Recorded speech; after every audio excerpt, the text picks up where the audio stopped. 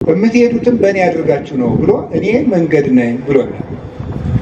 ሄደንስ የትም እንደርሰው ሲባል እኔ ሕይወት ነኝ፣ እኔን ነው የምታገኙት፣ እኔን ነው የምትወርሱት ብሎ ነግሮናል። ይሄ ነገር ማረጋገጫ እውነት ለመሆኑ ምንድነው ሲባል እኔ እውነት ነኝ ብሎናል። እኔ እውነት ነኝ። ስለዚህ ጌታችን መድኃኒታችን ኢየሱስ ክርስቶስ እኔ መንገድ ነኝ ብሎ ሲነግረን ሰው መንገደኛ ነው ማለት ነው። ሰው ምንድነው ተብሎ የምትጠየቅ ሰው መንገደኛ ነው። መንገደኛ ደግሞ ሁልጊዜ ተዘጋጅቶ ነው የሚኖር። ነገ መንገድ ልትሄዱ ስታስቡ ምን ታደርጋላችሁ? ለምሳሌ ከሌሊቱ 10 ሰዓት ድሮ እንትና ባስ የሚባሉ ነበሩ። ዛሬም አልባል መንገድ አሉ አይደል? አሉ። እና እንደዚያ ባሶች አሉ የሚመላለሱ እና እነሱ ብዙ ጊዜ 10 ሰዓት 11 ሰዓት ይነሳሉ። 10 ሰዓት 11 ሰዓት የሚነሱ ከሆነ 11 ሰዓት ባሱ ከመናኸሪያ የሚወጣ ከሆነ እናንተ ከየት ነው የምትጀምሩት? ስንት ሰዓት ነው የምትዘጋጁት? 20 ጉዳይ ለ11 ነው የምትዘጋጁት? ስንት ሰዓት ትዘጋጃላችሁ? ሩብ ጉዳይ ነው 5 ጉዳይ ነው 11 ሰዓት ከቤት ትወጣላችሁ።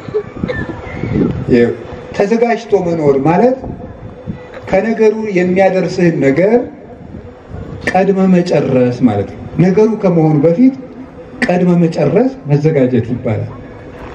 መከናወን፣ ተጠንቅቆ መገኘት፣ ዝርክርክነትን ማስወገድ፣ ለዚያ ነገር የተገቡ መሆን፣ ብውህ መሆን፣ ዝግጁነት ማለት ነው። ዝግጁነት ማለት ጥንቁቅነት፣ ያለቅ መሆን፣ የተሰሩ መሆን፣ መሰራት ማለት ነው። መዘጋጀት ማለት መሰራት፣ መጠንቀቅ፣ መከናወን፣ መገባት ማለት ነው። ለዚያ ነገር መሸከም የምትችል ሆነ መገኘት ማለት ነው። ለሰርግ መዘጋጀት ማለት አሁን ሰሞኑን ሙቀበል አይደል? ቀበላ እንግዲህ ሰርግ ነው የሚሰበከው። ለሰርግ መዘጋጀት ማለት አሁን ሰርግ ከሆነ የምትዳረው ሴትዮ ሚዜዎች እስከሚመጡ ድረስ ጠላህን እየቆላች አትገኝ። ዝግጅት አላት። ለሙሽርነት ለሚዜ የተገባች፣ ለመወሰድ የተገባች፣ ለባሏ የተገባች ሆነ አለባት። ለዚህ ነው ቤተክርስቲያን ወሀገርኒ ሀዳስ ኢየሩሳሌም ርኢክዋ እንዘ ትወርድ እምሰማይ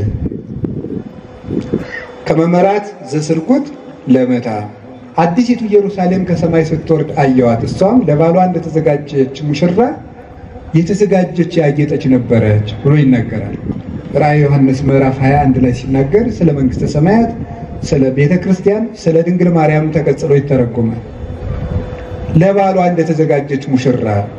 ስለዚህ መዘጋጀት ማለት ለዚያ ነገር ተከናውኖ መገኘት ማለት ነው። ሚዜዎቹ በመጡ ሰዓት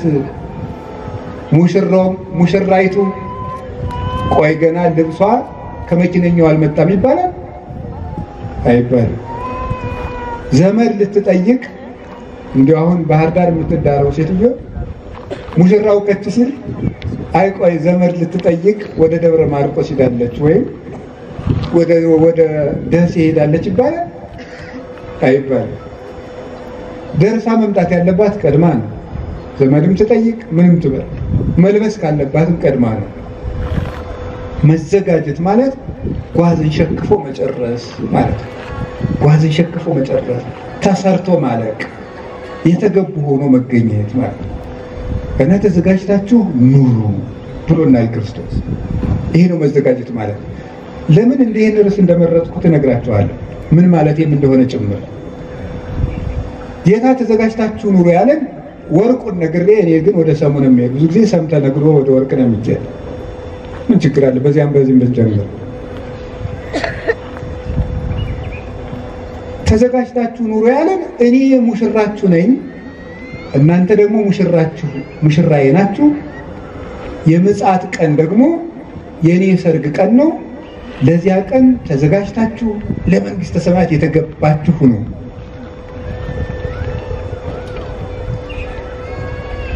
ብፁዓን እሙንቱ እለ አንጽሑ አልባሲሆሙ ከመ ይባውዋ ለንታክቲ ሀገር ለዚያች ሀገር ይገቡባችን ሀገር ይገቡባት ዘንድ የተገቡ ይሆኑ ዘንድ ልብሳቸውን አንጽተው የሚገኙ ንዑዳን ክቡራን ናቸው ይላል። ያች ሀገር ኢየሩሳሌም ሰማያዊት ናት፣ ተዘጋጅተው የተገኙ እና ለክርስቶስ ሙሽርነት መዘጋጀት። ጌታ የሚመጣበት ቀን የሰርግ ቀን ነው። ለአንድ ክርስቲያን የሞቱ ቀን የሰርጉ ቀን ነው።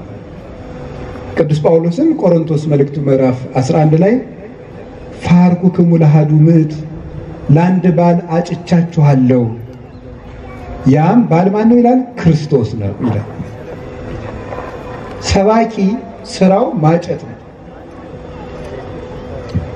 ክርስቲያን የክርስቶስ ሙሽራ ነው። ምዕመናን ሙሽሮች ናቸው። የመምህር ስራው ምዕመናንን ለክርስቶስ ማጨት ነው። ራሱ ሙሽራ አይደለም። እናንተ የክርስቶስ ሙሽሮች ናቸው።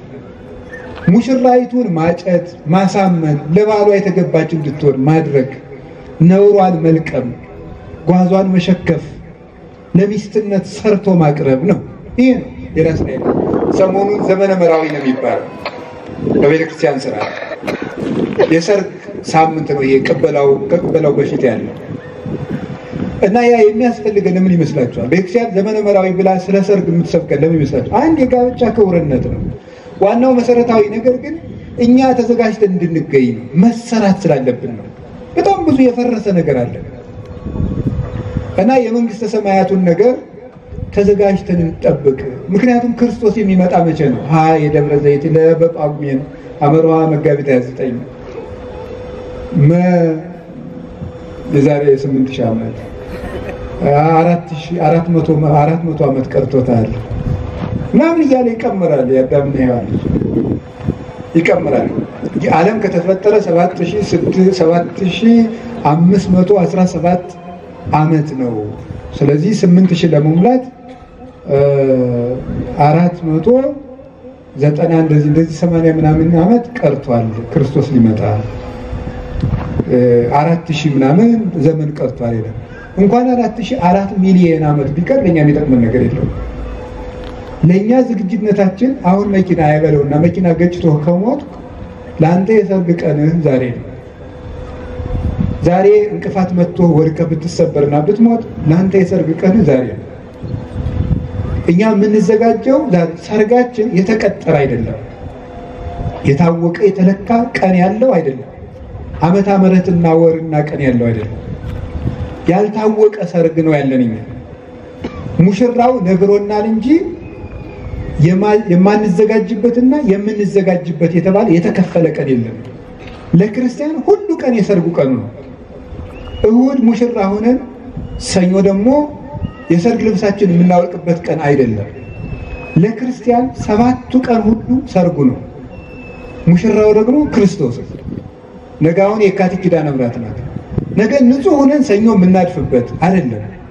ነገ እልል ብለን ሰኞ የምንሳደፍበት፣ ነገ ዘምረን ሰኞ የምንዘፍንበት አይደለም። ለክርስቲያን ሰኞ ሰርጉ ነው፣ ማክሰኞ ሰርጉ ነው፣ ረቡዕ ሰርጉ ነው፣ ሐሙስ ሰርጉ ነው፣ ዓርብ ሰርጉ ነው፣ መስከረም ሰርጉ ነው፣ ጥቅምት ሰርጉ ነው። ስለዚህ የእግዚአብሔር ቤተሰቦች ክርስቶስ ድንገት ይመጣል፣ ተዘጋጅታችሁ ጠብቁ ተብለናል። ሳረጅ ይመጣለሁ ስትል በጎልማሳነት ይመጣል። በጎልማሳነት ይመጣለሁ ስትል በሕፃንነት ይመጣል ክርስቶስ። በለጋነት እድሜ ይመጣል፣ በሕፃንነት ይመጣል። ሳንሸከፍም ሳንዘጋጅም ሳንዝረከረክም እና ጌታችን ኢየሱስ ክርስቶስ ይመጣል።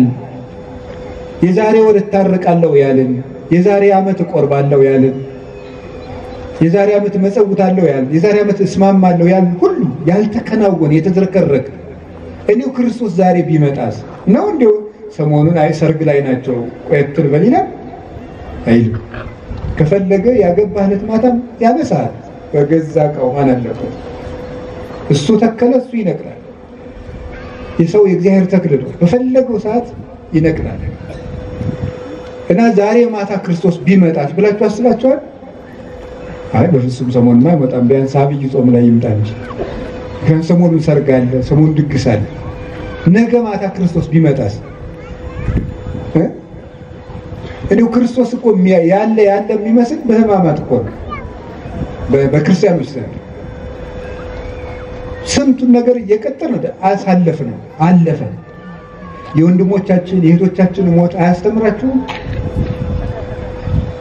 አጠገባችን የነበረው ሰው በድንጋይ እየተወገረ እየሞተ፣ አጠገባችን የነበረው ሰው በስለት ተወግቶ እየሞተ፣ ትናንት ያየነው ሰው ዛሬ የት እንደደረሰ እያጣ ነው። መዳረሻ ጠፍቶ ትናንት ያለበስነው ዛሬ ራቁቱን ሜዳ ላይ ተጥሎ እያገኘ ነው። ለብሶ ያየው ተራቁቶ እናገኘዋለን። እንዲሁን መቼ ነው እኛ የምንማረው ተዘጋጅተን የምንኖረው? ደግሞ ይገርማቸዋል። ሰርጉ የማያበቃበት ድግስ ነው ደግሞ ክርስቶስ የጠራ። ትመስል መንግስተ ሰማያት ብእሴ ንጉሠ ዘገብረ ከብካበ ለወልዱ። መንግስተ ሰማያት ከወንጌል ተስፋ ጊዜነ ኢየሱስ ክርስቶስ ለልጁ ሰርግ ያደረገ ንጉስን ትመስላለች ብሎ ነግሮን። ስለዚህ ለትልቅ ሰርግ ተጠርታችኋል። እኔ የክርስቶስ ሙሽራ ነኝ ብላችሁ አስቡ። ለነፍሳችሁ ንገሯት፣ ለአይምሮአችንም እንንገር። እኔ የክርስቶስ ሙሽራ ነኝ። አይምሮዬ የክርስቶስ ነው፣ ጆሮዬ የክርስቶስ። አሁን ሰሞኑን እንደው ሙሽራ አይታችኋል? ሰሞኑን አላያችሁም? ከግር ጥፍሯ እስከ ራስ ጠጉሯ ድረስ ለማን የተዘጋጀ ነው? ለማን ይዘጋጃል? ለሰርግ የተዘጋጀው ለባሏ። ጆሮዋ ይዘጋጃል፣ አይኗ ይዘጋጃል። በገጠራውን የሚያደርጉት ጌጣጌጥ ስፍር ቁጥር የለውም። የጌጥ ትምህርት እንዳይሆን እተወዋለሁ። ከግር ጥፍር እስከ ራስ ፀጉር ድረስ ተዘጋጅተው ነው የሚጠብቁት። ጆሮዋ ለባሏ የተዘጋጀ ነው፣ ፀጉሯ ለባሏ የተዘጋጀ ነው፣ አይኗ ለባሏ የተዘጋጀ ነው፣ መላ አካሏ ለባሏ የተዘጋጀ ነው። ጆሮአችንን ለክርስቶስ፣ አይናችንን ለክርስቶስ፣ እጃችን ለክርስቶስ፣ እግራችን ለክርስቶስ፣ ልባችን ለክርስቶስ፣ አይምሮአችን ለክርስቶስ መዘጋጀት አለበት። አይምሮአችን ማን እንደሚጫወትበት ታውቃላችሁ? ወሬ እኮ ነው የሚጫወትበት። እስቲ እግዚአብሔር ያሳያችሁ። አይምሮአችን ለክርስቶስ። እስቲ አሁን ንገራችሁ። ሙሽራይቱ ሁሉ ነገሯ አካሏን ለእግዚአብሔር ለባሏ ተዘጋጃለች ስላችሁ፣ ለምሳሌ ሙሽራይቱ አዲስ ልብስ ለብሳ እንደሚገባ ሽቱ ዘግባ ልብስ ለብሳ የታጠበ ልብስ ለብሳ ፊቷ እያበራ እየመጣች በቀኝ ጉንጯ በኩል ጭቃ ተቀብታ ብትመጣስ ምን ይመስላችኋል? ንቀት አይደለም እንዴ? ሚዜውን መናቅ ነው። የልጁን እናት አባት መናቅ ነው። ልጁን መናቅ ነው። ጆሮዋ ላይ ዝም ብሎ የሆነ ያደፈ ገመድ አንጠልጥላ ብትመጣስ አይገርማችሁ? አታናድዳችሁ? እንደው ጅራፍ ጆሮዋ ላይ አድርጋ ብትመጣ እንደው በጣም በእናንተ ሀገር አነጋገር አሬዩ ኦኬ ይባላል። እንደው በሰላም ነው ይላል ማለት ነው። ይወጣት በደናሽ ነው ይባላል። እንደው ሳይካትሪስት እንጥራስ ብላ የሰርጉ ቀን የሚያዝ ራሱና መያዝ አለው። ሚዜ አሁን በለቱ የተጋበዘው የሙሽሪት ባል የሰርጉ ቀን ጅራፍ እያኖጋ ቢመጣስ አይገርማችሁ? የሚያዝ ዕቃ እኮ ራሱ አለው ማለት ነው። ቀንበር ተሸክሞ ሞፈር ይዞ ቢመጣስ? ከሰርጉ እኮ ወደ ሰርጉ ታውትሽ ላፕቶፕ ይዞ ቢመጣስ? ወደ ሰርጉ ወደ መድረኩ ማለት ነው። የቢሮ ስራውን ይዞ ቢመጣ ያስፈልጋል አያስፈልግም? ትራፊክ ሲባል የትራፊኩን ቆብ አድርጎ ቢመጣስ ትክክል ነው አይደለም? የተገቡ መሆን ማለት ይሄ ነው። ለነገሩ የተገባህ መሆን አለበት። የተከናወንክ በቃ ለዚያ ነገር ይሄ ከባቢ አየሩን ሁሉ ያን እንዲል ማድረግ እኮ ይገባል። እንዲመስል ማለት ነው። ለሁሉ ነገር እኮ ነው የሚዘጋጀው። ናው አስተዳሎኩ ምሳዬ ሜሉን ገቹን አርጄ ምሳውን አዘጋጅቻለሁ ብሏል። እሱም አዘጋጅቶታል። እኛም ተዘጋጅተን ነው የምንኖረው። ዘደሉ ለከሙ ቅድመ የተፈጠረ ዓለም። የተዘጋጀን ዓለም ያልተዘጋጀ ሰው አይገባበትም። እግዚአብሔር የተዘጋጀ ዓለም ነው። ሀበተ ረወገነት ወሀበተ ነጽፈ ረፍት፣ የተነጠፈ ገነት የተከፈተ ረፍት ነው ያለው። የተዘጋጀ ቤት ነው ያለው። ይቀረሽ ማትባል በ12ቱ አይናቁ ያንቆጥ የተንቆጠቆጠች ያበራች በበጉ ደም የተቀደሰች በጌታችን በመድኃኒታችን በኢየሱስ ክርስቶስ በወርቀ ደሙ ያጌጠች ሐዋርያት በእንቁ ሃይማኖታቸው በእንቁ ክህነታቸው የሚያበሩባት የሚያጽደረድሩባት የነቢያት የትንቢታቸው አዝመራ የተንጀረገገባት ሰማዕታት በደማቸው የሚያበሩባት ጻድቃን በምንኩስናቸው ማዛ የደመቁባት እንዲህ ያለች ሀገር ነው የምንወርሰው። ይገርማቸዋል። የሰርግ ቀን ራሱ ይሰለቻል። መንግስተ ሰማያት ግን ማትሰለች ሀገር ናት። ሰርግ ሰልችቷቸው ያውቁ ይሰለቻል። አንዳንድ ጊዜ የገጠር ሰው የሰርጉ ድግስ ሲሰለችበት ቆሎ ያስቆላል ከጎረቤት እንጂ ስጋ እያለ እኮ ነው። ይገርማቸዋል። መቼም የዚህ ዓለም ነገር ሲበዛ መሰልቸቱ ግድ ነው። ትዝ ይለኛል እኛ እንደው ገጠርም ሆነን ልጆቹ ነን ይሄ አመታሮ ይባላል የስጋው እንትን እና ያንተን ቆሎ ከተቆላ መጣያን ነው እና አንዳንድ እናቶች ይሄ ለወጣቱ ቆሎ ይቆሉና ማሻማት ደስ ይላቸዋል። የዛን ሰው ማለት ነው ክክ መብላት እንደ ገርማን እንደ ገጠር እናት እና ለምን ይመስላችኋል? ሰው አዲስ ነገር ፈላጊ ስለሆነ ቆሎ ስንሰጠው እረ ስጋ ባይኔ ዞረ ይላል። ስጋ በበዛበት ዘመን ደግሞ ሽሮን ማን ያምጣት ይላል። ሰው ስልቹ ነው። መንግስተ ሰማያት ስንገባ ግን ኢየሩሳሌም አጋዚት ናት።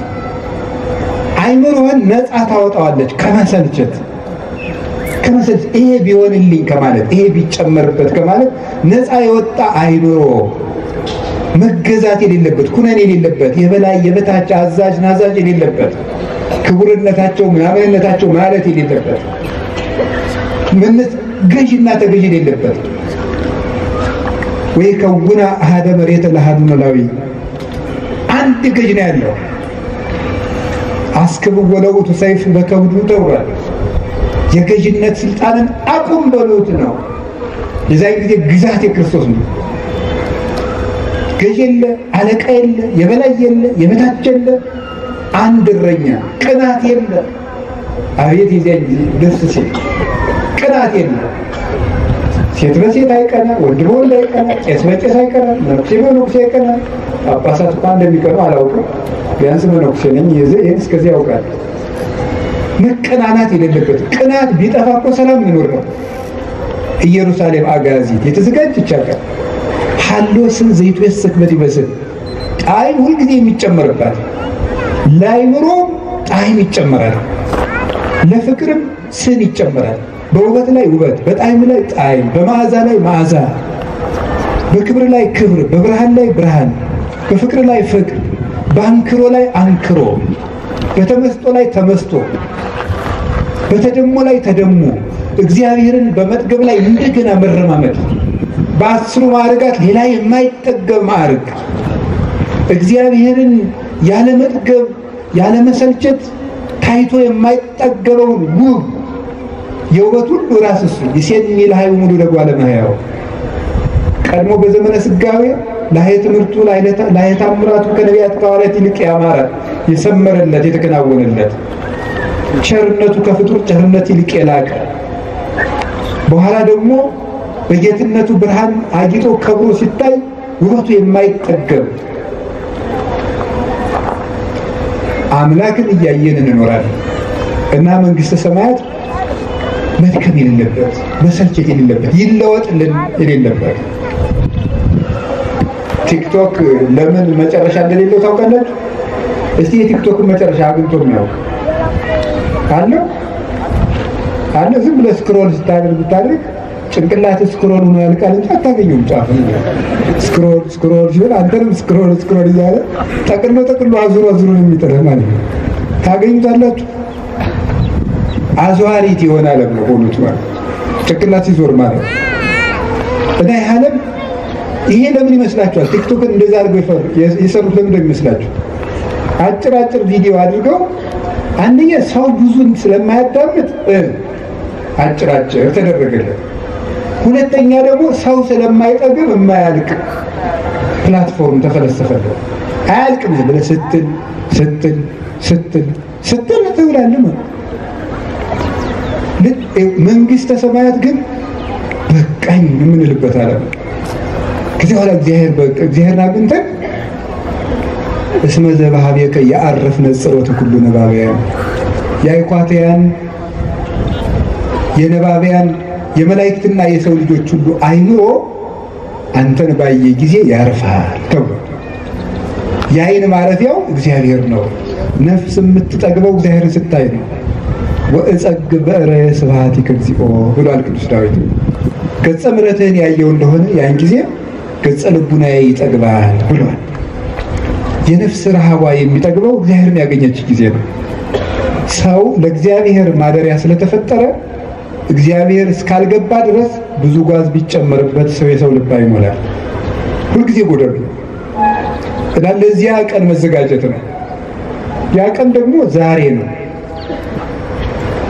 ለመንግስተ ሰማያት ተዘጋጅቶ ማለት ወንሴፎ ትንሣኤ ሙታን የሙታንን መነሳት ተስፋ እናደርጋለን ነው። እኛ መንገደኞች ነን። ያውም ወደ ሰማይ ነው የምንሄደው። አሁን ወደ ሆነ ቦታ እየሄዳችሁ ከሀገሩ ሳትደርሱ ቢመሽባችሁ ምን ታደርጋላችሁ? የሁለት ሰዓት መንገድ ሲቀራችሁ መንገዱ የሁለት ሰዓት እያለ ፀሐይ ግን ልትገባባችሁ 30 ደቂቃ ቢቀራት ምን የምታደርጉት? ምን ታደርጋላችሁ? ፍጥነት ትጨምራላችሁ ፀሐይ ሳትገባባችሁ። ምክንያቱም አልደረሳችሁም ነው። ፀሐይቱ ዘቅዘቅ ባለች ቁጥር እየመሸባችሁ ነው። አንድ ዓመት በከረምን ቁጥር እየመሸብን ነው። እድሜ ብርሃን ነው። ጌታ ለዚህ ነበር አንሶስውን ዘብርሃን ብክሙ ብርሃን እድሜያችሁ ሳለላችሁ በፍቅር በአንድነት በሃይማኖት ባቂ በሕግ ተመላለሱ።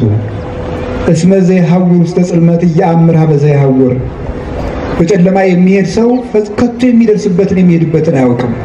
እሾህም ሆኖ እንቅፋትም ሆኖ አውሬም ሆኖ ይጥለው እንደሆነ ገደል የሚወድቅ እንደሆነ አያውቅም። እድሜ ብርሃን ነው። እድሜ ሳለላችሁ ተመላለሱ። ወጣት ሳላችሁ ሩጡ። አይምሮ ሳለህ ሩጥ። ማንበብ ስትችል አሁን አንበብ። አይንህ ሳይዝግ ማልቀስ ሳይጀምር ሳይደበዝዝ ሞራ ሳይሸፍነው መጎንበስ በምትችልበት ጊዜ ስገድ። መቆም የሚችል ጉልበት ሳለህ ቁም። ወገብህ ሳይንቀጠቀጥ ጉልበትህ ሳይብረከረክ መቆም በምትችልበት ጊዜ አሁን ቁም። እድሜ ብርሃን ነው። እድሜ ንግድ ነው። እድሜ ሀብት ነው። አሁን ያወጣኸውን የእድሜ ወረት ነው በእርጅና ዘመንህ እያወጣህ የምትመገበው። እድሜ ጥሪት ነው። አሁን ያወጣነው እንደሆነ በእርጅና ማከማቻ ተከማችቶ ድል ሆኖ ይቆየናል። በመንግስተ ሰማያት ይጠብቀናል። መያዝ በሚችለው አይምሮ ጊዜ አሁን አጥናበት። ነገ አንድ አረፍተ ነገር የማያንጠለጥል የዛጋ አይምሮ ሳይኖርህ መያዝ በምትችልበት ጊዜ መያዝ የሚችለውን አይምሯችሁን ሌላ ነገር አታስይዙት፣ የሚገባውን አስይዙት። መንቃት በምትችልበት ጊዜ አትተኛ። አሁን የምትነቃበት ጊዜ ነው። ስለምትተኛል የምትተኛበት ጊዜ አለ። ጌታ እኮ ሐዋርያትን ተው አትተኙ፣ የማረፊያው ቀን ሌላ ነው ነበር ያለችው። አንድ ሰው በመትጊያው ጊዜ ከተኛ በማረፊያው ጊዜ እንዲተጋ ይገደዳል። ቅዱሳን ሐዋርያት መትጋት ባላባቸው ጊዜ ደከማቸው፣ ተኙ። ከዚያ በኋላ ምን ሆነ? እናረፋለን ሲሉ ጦር መጣ፣ ተበታተኑ። ማረፊያው አይደለም። በመትጊያ ሰዓት ምንድነው? አብዲ ነው በጊዜ ማይበር ነው ያለው አበው። ሰሎሞን ነው ያለው በመጽሐፈ ምሳሌ። እንደው አበው ስል ወግ እንዳይመስል። ሰነፍ በመከር ጊዜ ይተኛና አውድማ ተጥሎ ሲበራይ ከሀብታም ተብጥጥ እንደው ማፈሪያ ነው። በዘር ጊዜ ይተኛል፣ በመከር ጊዜ ይተኛል። በጋ ፀሐይ ይፈራል፣ ክረምት ብርድ ይፈራል፣ ሾህ ይፈራል። ከዚያ በኋላ አቅማዳውን ተጥቅሎ ከሀብታም ፊት እንደ ድመት እየተቅለሰለሰ ያው የኔን ነገር ታውቀዋለህ መቼም አይሳካልኝም ይላል። ተኝቶ ከርሟል። ለምን ትተኛለህ አንተ ታካች ይላል ሰው።